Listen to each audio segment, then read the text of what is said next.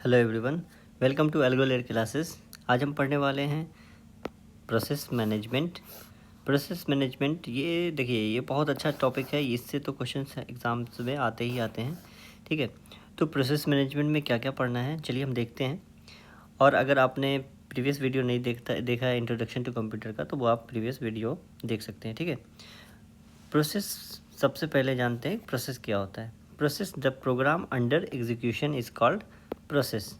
यानी कि प्रोग्राम जो होता है, प्रोग्राम जब एग्जीक्यूट होता है तब वो प्रोसेस कहलाता है। ठीक है, तो प्रोग्राम कहाँ पे होता है? प्रोग्राम आपका होता है स्टोरेज डिवाइस में। तो स्टोरेज डिवाइस से जब वो लोड होता है मेन मेमोरी में, तब जाके प्रोग्राम जो है वो प्रोसेस कहलाता है। ठीक है, it is an active entity because it is running. ठीक है, तो एक्टिव एंटिटी क्यों कहते हैं?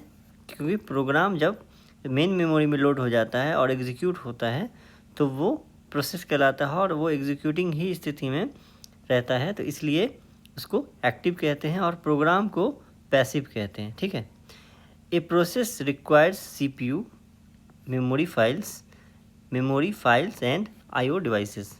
ठीक है, और उसके बाद each process has its on process control block. जितने भी प्रोसेस होते हैं उन प्रोसेस का अपना एक कंट्रोल ब्लॉक होता है, पीसीबी होता है। जो पीसीबी जो एक तरीके का डेटा स्ट्रक्चर है जो स्टोर करता है हर प्रोसेस का अपना इंफॉर्मेशन। ठीक है, प्रोसेस का आईडी क्या होगा, प्रोसेस का स्टेटस क्या होगा, प्रोसेस की प्रायोरिटी क्या होगी, तो ये सारा इन्फॉर्मेशन कौन स्टोर करता है? पीसीबी। ठीक है, तो जैसे कोई प्रोसेस हो गया, आप गूगल क्रोम ओपन करते हैं, तो गूगल क्रोम जब आपका वो गूगल क्रोम कहाँ पे है? पहले वो एक प्रोग्राम है। ठीक है, जब आप उस पर क्लिक करते हैं तो वो लोड होता है मेन मेमोरी में और एग्जीक्यूट होता है, तब वो एक प्रोसेस हो जाता है। तो वो प्रोसेस जो है उसका अपना एक आईडी जनरेट हो जाता है, उसका स्टेटस होता है। हम आगे देखेंगे, पीसीबी जब पढ़ रहे होंगे अभी तो हम उसको भी देखेंगे। ठीक है, उसके बाद I multiple process can execute concurrently in a multitasking operating system. एक साथ बहुत सारे प्रोसेस एग्जीक्यूट हो सकते हैं। जैसे कि आप MS वर्ड ओपन किए हुए हैं तो आप साथ में गूगल क्रोम ओपन कर सकते हैं, साथ में एक्सेल ओपन कर सकते हैं, तो मल्टीपल प्रोसेस एग्जीक्यूट होते हैं हमारे ऑपरेटिंग सिस्टम में। ठीक है, तो प्रोग्राम क्या होता है? देखिए, प्रोग्राम जो है set of instructions called program. तो set of instruction called program, it stored on the storage device. यानी ये स्टोरेज डिवाइस में स्टोर रहता है। इसको ये सीपीयू में मेन मेमोरी में स्टोर नहीं रहता। ये जब मेन मेमोरी में प्रोग्राम जाता है, it is a passive entity. ठीक है, क्यों पैसिव एंटिटी है? क्योंकि ये एग्जीक्यूट नहीं हो रहा होता है जब ये लोड होता है मेन मेमोरी में। ठीक है, ये समझिए, प्रोग्राम जब मेन मेमोरी में लोड होता है और स्टार्ट करता है एग्जीक्यूटिंग, तब ये प्रोग्राम क्या बन जाता है? तब ये प्रोग्राम बन जाता है आपका प्रोसेस। ठीक है, समझ में आ गया? तो प्रोग्राम प्रोसेस कब बनता है? जब वो स्टोरेज डिवाइस से उठकर मेन मेमोरी में आ जाता है, तब वो प्रोग्राम जो है क्या बन जाता है? प्रोसेस। जैसे प्रोग्राम जो है यहाँ से उठ के आया,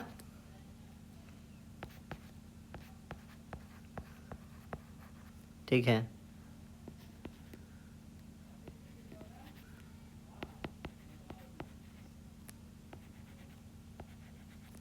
मेन मेमोरी का मतलब क्या हो गया? मेन मेमोरी का मतलब रैम हो जाता है। ठीक है, ये एग्जांपल है, ये एग्जांपल देखिए, एग्जांपल क्या कहता है? द फाइल क्रोम है ना, हमारे मतलब कंप्यूटर सिस्टम में क्रोम का एक्सटेंशन है। ठीक है, तो तब तक वो क्या है? एक प्रोग्राम है। ठीक है, जब हम उस फाइल पे क्रोम ब्राउज़र पे क्लिक करते हैं तो क्या होता है? विंडो ओपन हो जाता है, तब वो रनिंग प्रोसेस हो जाता है।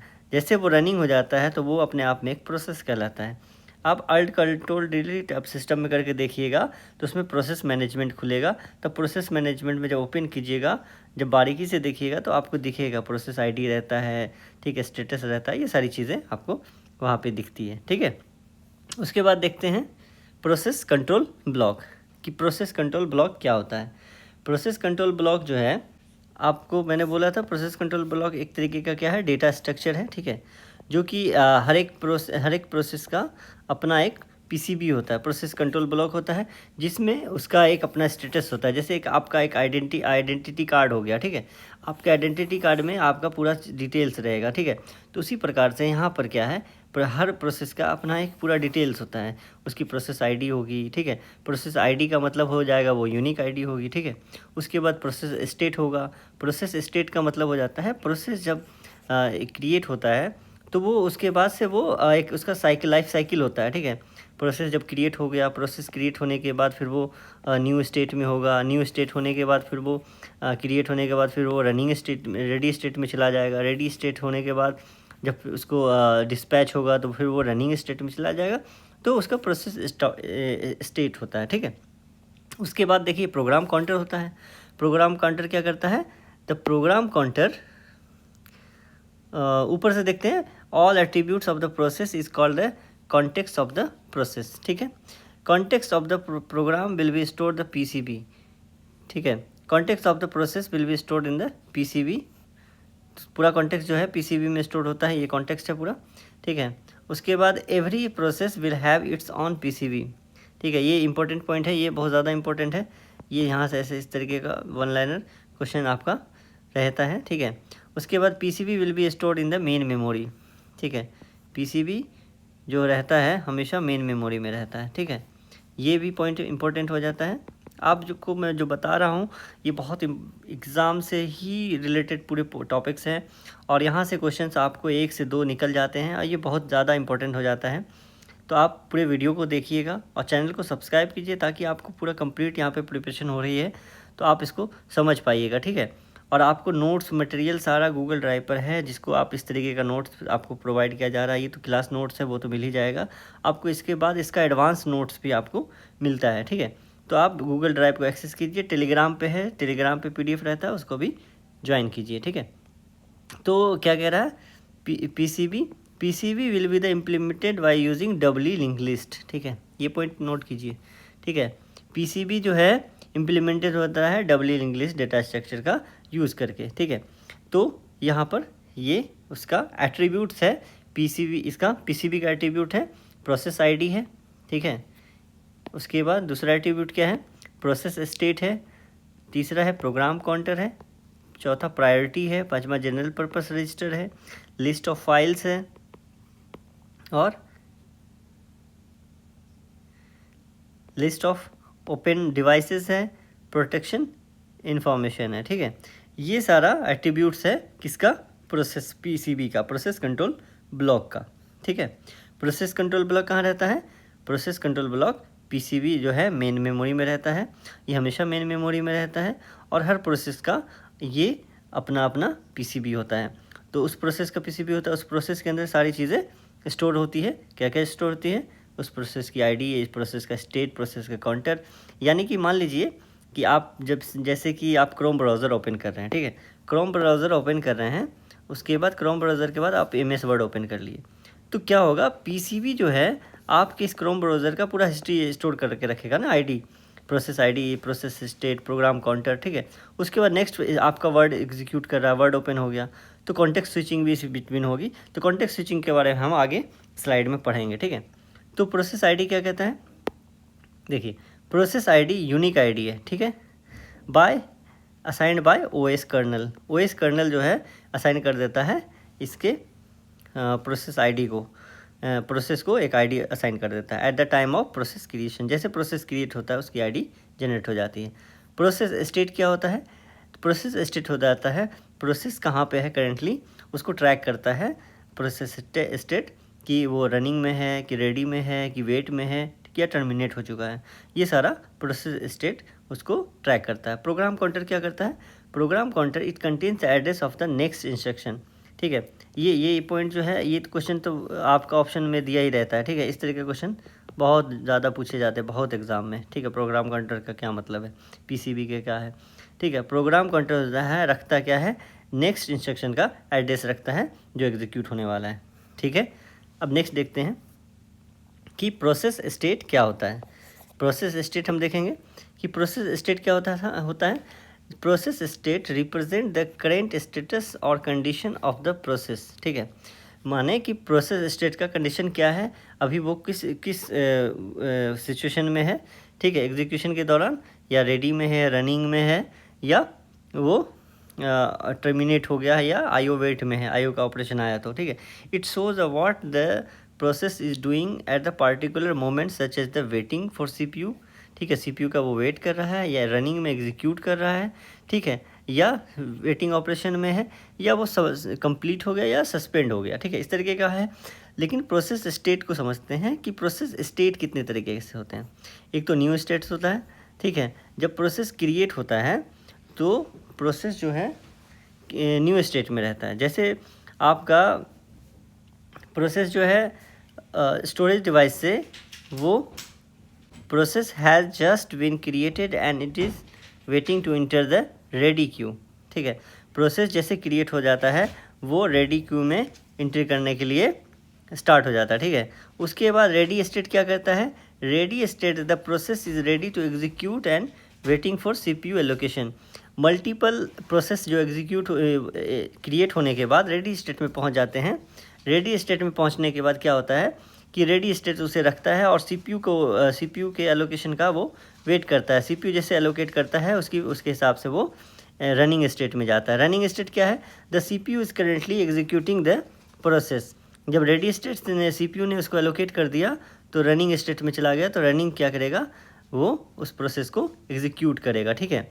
और उसके बाद वेटिंग या ब्लॉक स्टेट क्या होता है, अगर रनिंग स्टेट में process waiting for IO operation, अगर प्रोसेस एग्जीक्यूट हो रहा है उसके बाद आईओ ऑपरेशन हो जाता है तो वो फिर चला जाता है वेटिंग स्टेट में। सस्पेंड क्या होगा, the process is ready to execute but temporarily remove from main memory. मतलब प्रोसेस एग्जीक्यूट है रेडी होने के लिए, लेकिन उस समय क्या हो जाता है, कुछ समय के लिए वो रिमूव हो जाता है तो वो सस्पेंडेड स्टेट में चला जाता है, ठीक है। सस्पेंडेड वेट स्टेट क्या होता है, the process is waiting for an event and also temporarily remove from main memory. Suspended ready हो जाता है, सस्पेंडेड वेट हो जाता है प्रोसेस। देखिए यहाँ पर हम देखिए समझते हैं कि इस डायग्राम से हम जब देखेंगे विजुअली तब हम पूरे समझ पाएंगे प्रोसेस किस हिसाब से उसका प्रोसेस का लाइफ साइकिल है, ठीक है। उसके बाद देखिए प्रोसेस स्टेट डायग्राम को समझते हैं। पहले क्या होता है कि प्रोसेस क्रिएट हो गया, ठीक है, प्रोसेस जैसे क्रिएट हो गया तो वो न्यू स्टेट में रहता है। जैसे प्रोसेस क्रिएट होता है न्यू स्टेट में रहता है, क्रिएट होने के बाद वो चला जाता है रेडी स्टेट में। तो लॉन्ग टर्म शेड्यूलर में वो क्रिएट होता है, ठीक है। उसके बाद रेडी स्टेट में जाने के बाद जैसे उसका सीपीयू एलोकेशन मिल गया तो वो डिस्पैच होने के बाद सीधा आ जाएगा आपके रनिंग स्टेट में। अब देखिए रनिंग स्टेट में क्या हो गया, अगर वही प्रोसेस सिंपल कंप्लीट हो गया है तो सीधा टर्मिनेट हो जाएगा, कंप्लीटेड। अगर उसी समय आपको अगर प्रायोरिटी शेड्यूलिंग चल रहा है तो या फिर टाइम क्वांटम दिया हुआ है सीपीयू शेड्यूलिंग का, तो क्या होगा, जैसे 2 मिली सेकेंड है, 2 नैनो सेकेंड है, तो क्या होगा, तो फिर वो 2 नैनो सेकेंड के लिए वो एग्जीक्यूट करेगा, फिर से रेडी स्टेट में जाएगा, रेडी फिर से डिस्पैच करेगा, और फिर वो ये साइकिल चलती रहेगी जब तक वो प्रोसेस कंप्लीट नहीं हो जाए, तो वो फिर टर्मिनेट हो गया। फिर एक प्रोसेस ऐसा है कि जो आया उसके बाद उस प्रोसेस के लिए आईओ ऑपरेशन आ गया, आईओ रिक्वेस्ट आया, तो आईओ रिक्वेस्ट आएगा तो वो फिर वेट एंड ब्लॉक स्टेट में चला जाएगा, ठीक है। और फिर दूसरे प्रोसेस को वो जब तक सीपीयू एग्जीक्यूट करना शुरू कर देगा। तो इस तरीके से ये प्रोसेस साइकिल चल रही है, ठीक है। जब आईओ ऑपरेशन में अगर वो आईओ कंप्लीट हो गया तो फिर वो रेडी स्टेट में चला गया। लेकिन ऐसा है कुछ हुआ क्या कि वेटिंग स्टेट में ही वो सस्पेंड हो गया, तो वो सस्पेंडेड वेट में चला जाएगा और फिर जाके वो सस्पेंडेड रेडी में जाएगा और वहाँ से फिर सस्पेंडेड रिज्यूम्ड होगा। तो इस तरीके से लाइफ साइकिल चल रही है, आप समझ पा रहे हैं, ठीक है। उस हिसाब से फिर ये क्या है, process is completed IO operation but suspended due to the lack of resources, ठीक है, तब सस्पेंडेड होता है। तो ये एक प्रोसेस का लाइफ साइकिल है, ठीक है। आप इसका स्क्रीनशॉट ले लीजिए, इसको, इस इमेज को, इससे भी क्वेश्चन आता है बहुत, ये वेरी वेरी इंपॉर्टेंट है, और है ये वेरी वेरी इंपॉर्टेंट है। आप यहाँ पर इसको दिमाग में रखिए, इस डायग्राम को, इस डायग्राम से क्वेश्चंस बनते हमेशा एग्ज़ाम में आते हैं, आपके लिए भी बहुत ज़्यादा इंपॉर्टेंट है, ठीक है। तो फिर हम आगे देखते हैं, आगे क्या कह रहा है कि what is multi programming. Multi programming हम टाइप्स ऑफ मल्टी प्रोग्रामिंग में भी पढ़े थे, फिर यहाँ पे भी मल्टी प्रोग्रामिंग का जिक्र हो रहा है। क्यों हो रहा है? क्योंकि हमें यहाँ पे डिग्री ऑफ मल्टी प्रोग्रामिंग जानना है। तो उससे पहले हम एक बार रिवाइज कर लेते हैं कि मल्टी प्रोग्रामिंग क्या होता है। ठीक है, multi programming is a technique in which multiple programs are loaded into the main memory. ठीक है, मल्टीपल प्रोग्राम्स मेन मेमोरी में लोड हो जाता है एक ही साथ। ठीक है, तो CPU always has the process to execute. ठीक है, the main objective of multi programming is increase the CPU utilization and reduce idle time. Multi programming का काम क्या है? मल्टी प्रोग्रामिंग जो है एक साथ बहुत सारे प्रोसेस को प्रोग्राम को लोड कर लेता है एक ही बार में। ठीक है, मेन मेमोरी में, और CPU को एग्जीक्यूट करने के लिए वो प्रोसेस करता है। ठीक है, तो उसके बाद क्या होता है कि इसमें इसका जो मेन एडवांटेज है कि CPU यूटिलाइजेशन इसका बढ़ जाता है। ये पॉइंट जो है CPU इंक्रीज क्या हो जाता है? CPU utilization. ठीक है, CPU यूटिलाइजेशन इंक्रीज हो जाता है और आइडल टाइम जो है वो रिड्यूस हो जाता है। क्यों रिड्यूस हो जाता है? क्योंकि CPU हमेशा बिजी रहता है। देखिए एग्जांपल के थ्रू समझते हैं कि यहाँ पे 3 प्रोग्राम है, P1, P2 और P3। ये तीनों लोड हो गया मेन मेमोरी में। P1 जब परफॉर्म कर रहा है और IO ऑपरेशन आ गया। ठीक है, हमारे पास 3 प्रोग्राम हैं मेन मेमोरी में, P1, P2 और P3। ठीक है, उसके बाद ये CPU है। CPU में क्या है? P1 is performing IO operation. पहले तो आप इसको CPU में एग्जीक्यूट कीजिए। ठीक है, P1 एग्जीक्यूट हो रहा है, उतने में क्या हुआ? IO डिवाइस इस पे IO डिवाइस में IO रिक्वेस्ट आ गया P1 का, तो यहाँ से ये रिमूव हो जाएगा और P1 यहाँ पे आ जाएगा। फिर क्या हुआ? Instead of keeping CPU idle, अभी CPU यहाँ पे ब्लैंक नहीं रहेगा। CPU क्या करेगा? ये मेन मेमोरी इसको P2 भेज देगा कि भाई अब तुम P2 एग्जीक्यूट करो, है ना। P2 एग्जीक्यूट करेगा। मान लीजिए P2 को भी आप IO ऑपरेशन आ गया। ठीक है, P2 को भी आ गया,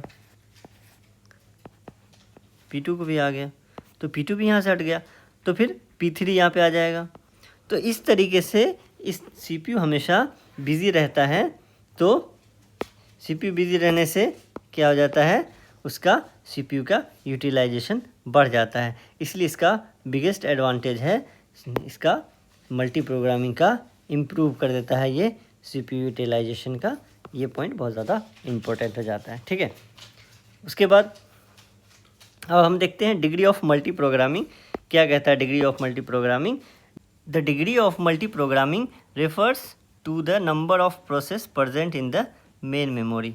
मेन मेमोरी में क्या होता है? इसका मतलब किसी एक समय पर रैम में कुल कितने प्रोसेस मौजूद हैं। ठीक है, जैसे कि आप समझ लीजिए रैम में P1, P2, P3, P4, P5 मौजूद है। ठीक है, P1, P2, P3, P4, P5 RAM में एक ही साथ प्रोसेस, मतलब मेन मेमोरी में। रैम का मतलब क्या हो गया यहाँ पर? रैम तो मतलब हो गया मेन मेमोरी।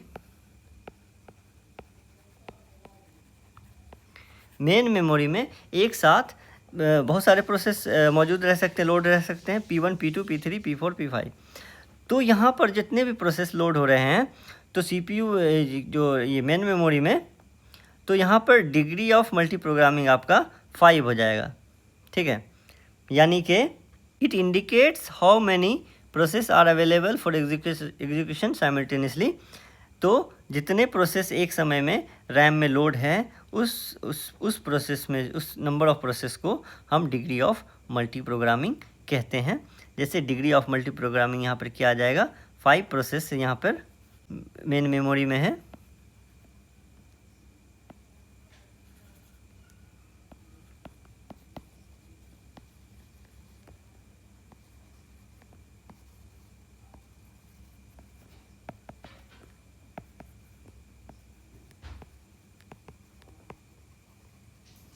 ठीक है, तो यहाँ पर कितने हैं? 5। डिग्री ऑफ मल्टी प्रोग्रामिंग 5 आ गया। इस तरह का क्वेश्चन पूछ देता है कि इतने प्रोसेस हैं और इतना प्रोसेस एग्जीक्यूट करने के बाद इतना प्रोसेस अभी बचा मेन मेमोरी में, तो डिग्री ऑफ मल्टी प्रोग्रामिंग कितनी होगी।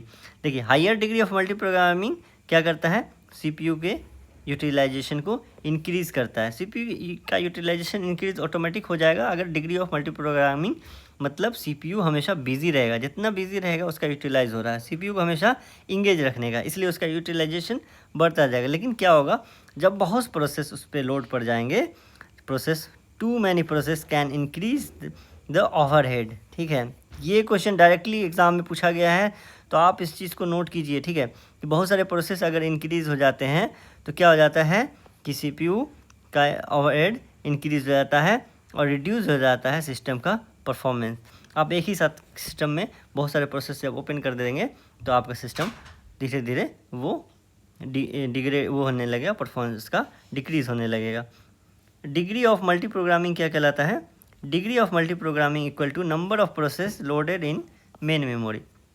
मतलब है डिग्री ऑफ मल्टी प्रोग्रामिंग क्या होता है कि number of process load in memory, ये नोट कर लीजिएगा।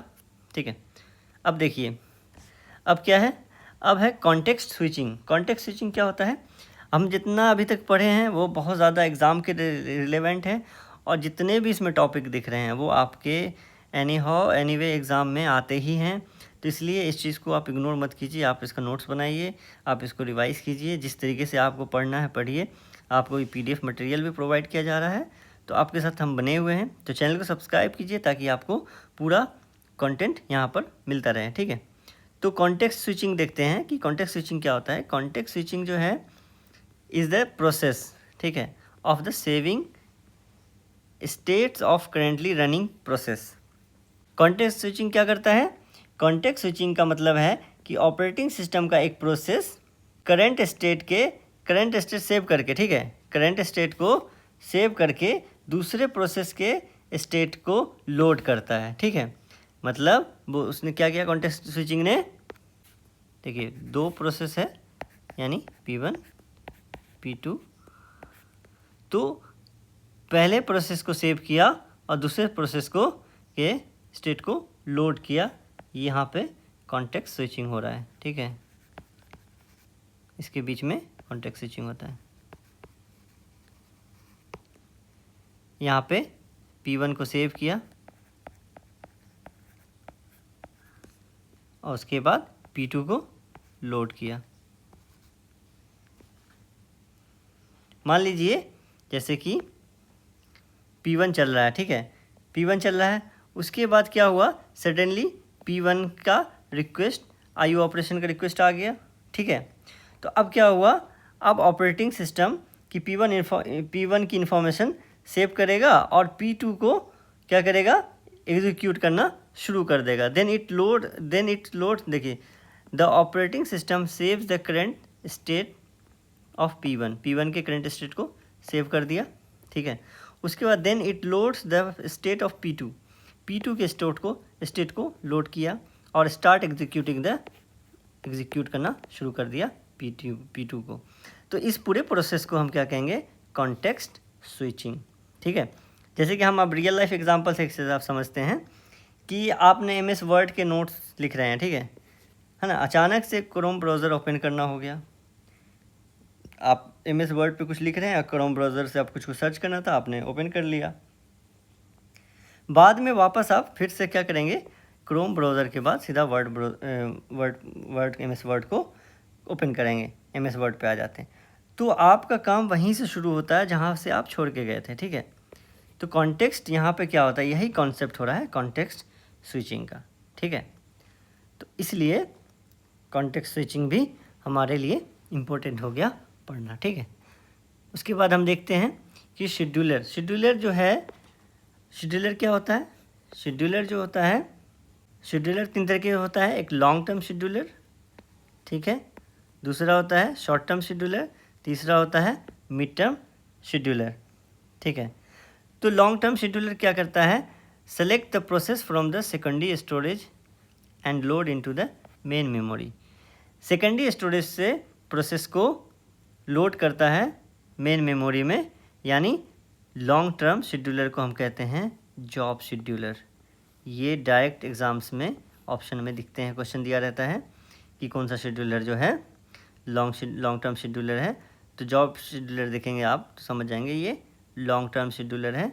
ठीक है, और ये क्या करता है, प्रोसेस को लोड करता है न्यू स्टेट से रेडी स्टेट में। उसके बाद क्या है, selecting jobs from the disk and loading into the RAM यानी मेन मेमोरी, ठीक है। शॉर्ट टर्म शेड्यूलर क्या आता है, शॉर्ट टर्म शेड्यूलर को हम कहते हैं सीपीयू शेड्यूलर भी, ठीक है। ये इम्पोर्टेंट बहुत पॉइंट है, ये भी बहुत है और ये भी बहुत है, ठीक है। शॉर्ट टर्म शेड्यूलर को कहते हैं सीपीयू शेड्यूलर। सीपीयू शेड्यूलर क्या करता है, रेडी स्टेट से रनिंग स्टेट में डिस्पैच करता है, ठीक है। रेडी स्टेट से रनिंग स्टेट में क्या करता है, ये डिस्पैच करता है, ठीक है। एमटीएस क्या होता है, mid term scheduler. Temporarily suspended and resume the process to manage memory. इसको कहते हैं स्वैपर भी एक हिसाब से, यानी इसका होता है, इसका काम जो प्रोसेस को सस्पेंड और रिज्यूम करना होता है, और हम इसे क्या करते हैं, स्वैप भी करते हैं, ठीक है। एक सिंपल ट्रिक है ये स्वैपर का कि इसको एमटीएस का, कि इसको याद रखिए कि आप इसको स्वैपर कहते हैं, swapping a background process out of the RAM and restoring it later. माने इसको रैम से हम बाहर कर देते हैं कुछ समय के लिए, और उसके बाद हम बाद में वापस ले लेते हैं। ये सब काम संभालता है कौन, मिड टर्म शेड्यूलर, ठीक है। इसके कुछ की पॉइंट्स और भी हैं। The job done by the mid term scheduler is called swapping. Long term scheduler controls the degree of multi programming. Long term scheduler degree of multi programming का control करता है, ठीक है। उसके बाद long term scheduler helps the maintain A proper balance between CPU bond और IO bond. तो यहाँ पे तीन चीज़ें बहुत ध्यान में रखना है कि आपको ये पॉइंट जो है, ये पॉइंट तो आपको नोट कर लेना है बहुत अच्छे से। लॉन्ग टर्म शेड्यूलर को कहते हैं job scheduler, short term scheduler को कहते हैं सीपीयू शेड्यूलर, और मिड टर्म शेड्यूलर को कहते हैं आपको स्वैपर, ठीक है, या स्वैपिंग करता है ये, ठीक। उसके बाद डिस्पैचर देखिए, डिस्पैचर क्या होता है, डिस्पैचर जो होता है, dispatcher is an operating system component that gives the control of the CPU to the process selected by the short term scheduler। dispatcher क्या करता है, CPU को selected process को allocate करता है, CPU को selected process को allocate करता है और उसका एग्जीक्यूशन स्टार्ट कर देता है, ठीक है। मान लीजिए एक एग्जांपल से समझते हैं, ठीक है। 3 प्रोसेस है, P1, P2, P3, ठीक है। तो शॉर्ट टर्म शेड्यूलर क्या किया, P2 को सेलेक्ट किया। P2 को सेलेक्ट करने के बाद and the dispatcher allocate the CPU to P2 begins its execution. तो डिस्पैचर ने क्या किया, P2 को CPU को देगा, ठीक है, और एग्जीक्यूशन स्टार्ट कर देगा, यानी डिस्पैच कर देगा। इसका मतलब एक लाइन दिमाग में रखिए, क्या करता है scheduler, select the process, but scheduler क्या करता है, सेलेक्ट करता है प्रोसेस को, but dispatcher give the CPU to that process, ठीक है। तो आज के लिए बस इतना ही है। नेक्स्ट टॉपिक जो है इसका कंटिन्यू रहेगा प्रोसेस मैनेजमेंट का। नेक्स्ट टॉपिक होगा हमारा सीपीयू शेड्यूलिंग से, जो कि और भी ज़्यादा इम्पोर्टेंट है सभी एग्ज़ाम के लिए, ठीक है। चाहे आप DSSS हो या फिर TGT PGT, किसी भी एग्ज़ाम, किसी भी इसका हो, चाहे BPSC हो, ठीक है, केंद्रीय विद्यालय हो, नवोदय विद्यालय, जो भी आप टीचिंग से रिलेटेड या कंप्यूटर साइंस के जितने भी एग्ज़ाम हो, तो आपको ये सारा वीडियो भी हेल्पफुल होगा, ये कंटेंट भी हेल्पफुल होगा, ठीक है। मिलते हैं अगले वीडियो में। All the best. कमेंट कीजिए आपको क्या इसमें क्वेश्चंस हैं, कुछ भी है, क्या डाउट लग रहा है, कहाँ पे क्या कन्फ्यूज़न है, तो आप उसमें पूछिए, क्वेश्चन राइज कर सकते हैं, मैं तुरंत आपको कमेंट का रिप्लाई दूंगा, ठीक है। ऑल द बेस्ट, फिर मिलते हैं।